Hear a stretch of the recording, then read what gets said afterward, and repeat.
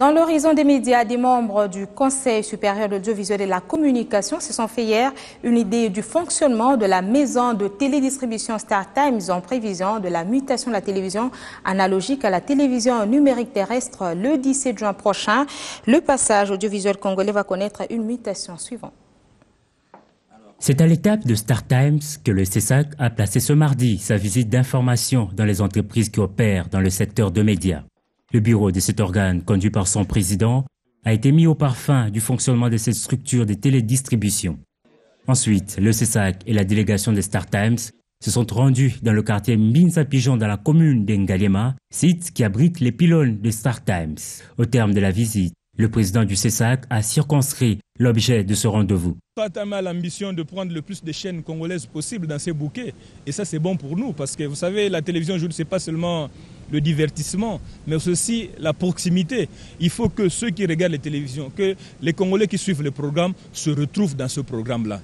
Et quand une majorité des chaînes congolaises entrent dans les bouquets, ça nous arrange. Mais maintenant, c'est aux chaînes de proposer un bon programme, un programme de qualité. Sinon, ils se feront écraser.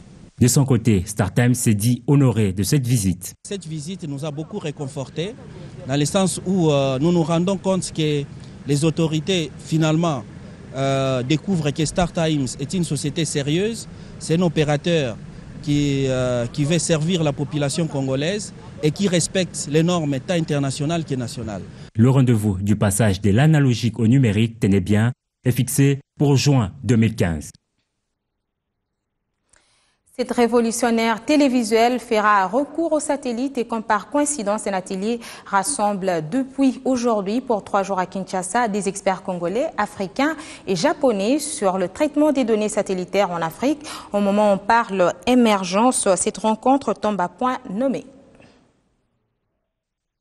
La télédétection joue un rôle important pour la conquête spatiale. Elle permet l'acquisition des connaissances plus fouillées, précises, capables de déterminer les caractéristiques biologiques et physiques dans plusieurs domaines. La République démocratique du Congo abrite le premier atelier de formation de MEX et JAXA sur les traitements des données satellitaires en Afrique.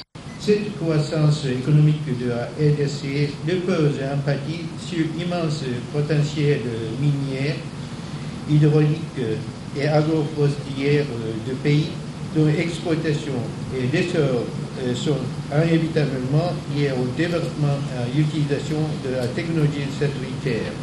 Le Japon entend possible ce soutien au développement économique de la RDC à travers la maîtrise de cette technologie.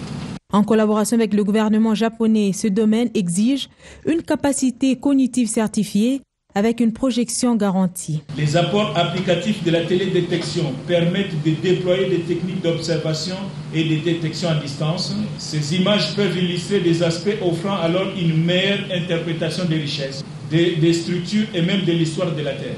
Les gouvernements assignent au séminaire de séjour le but de renforcer les capacités des experts africains en vue de contribuer au développement de nos différents pays, avec les bases élémentaires et riches des connaissances qu'ils auront reçues.